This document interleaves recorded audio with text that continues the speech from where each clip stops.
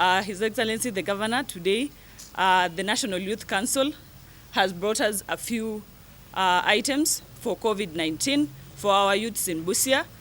They had an activity in Kakamega and Bungoma, but since I'm also a youth, I decided to use my connections to get the National Youth Council to also bring a few things to the youth of Busia. So today we are pleased as the youth of Busia to host the National Youth Council CEO, and also the items that they have brought. We are pleased to have them, and we are looking forward to more activities with the National Youth Council, because even in Busia we have a good number of the youths who are looking forward and who are suffering during these times of COVID-19, and they're looking forward to have assistance from the government. We also thank the county government of Busia for Kazi Mtaani that the youths have been having in the recent past due to COVID-19. It has assisted in employment of the youths to get the small amount of money that they are having in their pockets as at now. Na tunashukuru sana kama vijana kwamba tunaweza fanya kazi yoyote na pia tunaweza jisaidia katika hii msimu wa janga la corona. Mwisho, kabla sijamaliza, ningependa kushukuru Kenya Young Members of County Assembly for the good work that they have been doing. I'm also a member of that group, na tumefanya kazi pamoja. I will also thank Buluma, who is also a member, a citizen of Busia County from Nambale, and is the CEO of the Kenya Young Parliamentarians Association, which is chaired by Honorable Sakaja, for also partnering with us and also assisting in this movement with the National Youth Council. Thank you very much, and I will take this opportunity to invite the CEO, National Youth Council. Thank you. My name is Sasaka Telewa. I'm the CEO, National Youth Council, Kenya, and I'm happy to be here to partner with Busia County. We've been having engagement with the governor, with the county through the office of the governor and the office of Honorable Nancy, on how we can coordinate together to empower the youth of Busia. And us, you seeing us today here, is actually the sign, ile inaitwa moshi, kuwa we've already agreed, we've already set out the agenda of the youth of this Busia, and we are going to work together to make sure that the youth of Busia are empowered. Sasa kuanzia leo, of course, tumekuja hapa kwa sababu ya janga la corona. Tumeleta with partnership with KPC, tumeleta what we call hand sanitizers. Na hizi hand sanitizers tumeongea na governor na Honorable Nancy, zinaenda kuempower vijana wetu wa bodaboda na katika markets, so that wakiendelea kujimudu kimaisha na shughuli zao, pia wana sanitize na wako protected, ili economy ya Busia iendelee kusonga mbele. Beyond that, with our NYC chapter of Busia, we are going to plant trees to make sure that the president's agenda of ensuring 10% forest cover is achieved by the year 2020. Na hiyo ni vijana watafanya. Beyond that, nyinyi mnaelewa kuwa mambo ya teenage pregnancy imekuwa kikwazo sana kwa country yetu zima.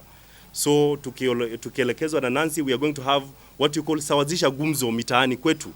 Katika kikao tunaenda kuongea mambo ya teenage pregnancies, ili tukue na youth champions ambao watatusaidia minimize na curb teenage pregnancies in our community.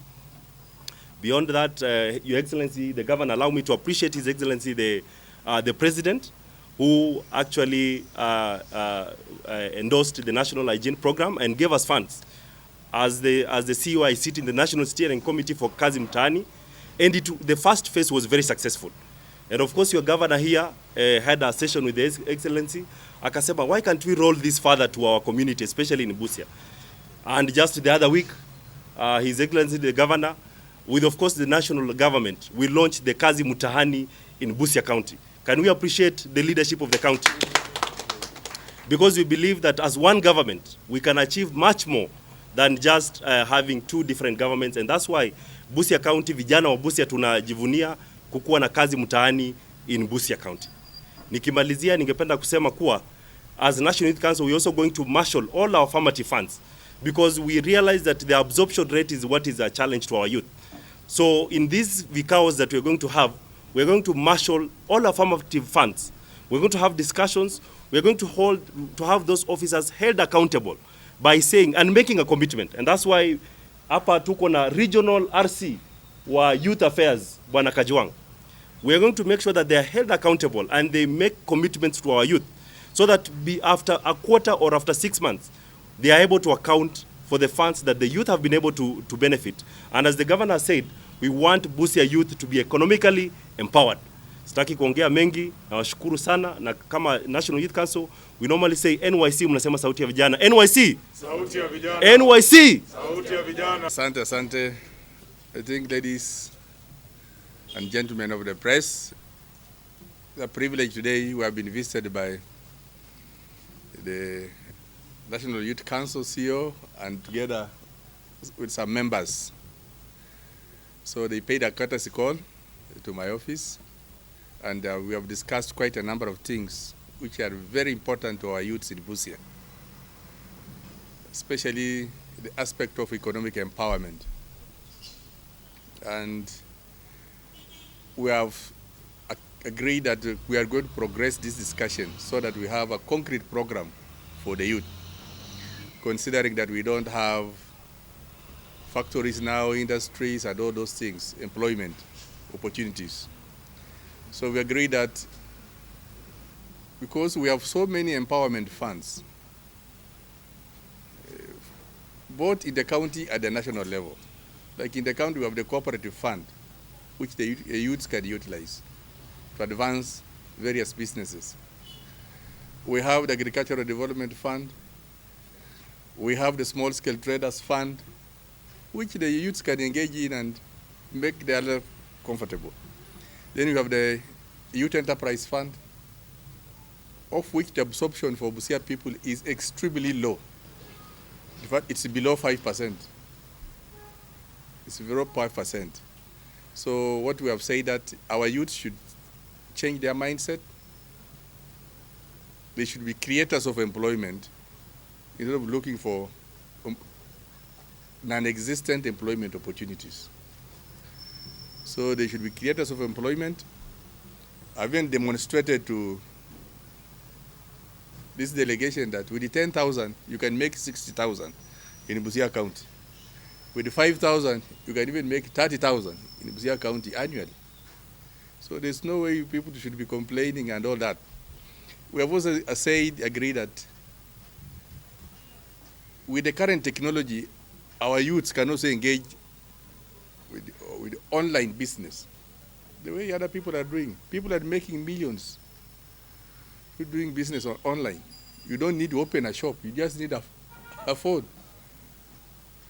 And you do your business. Do your deliveries or send people to deliver. As long as you have a little capital.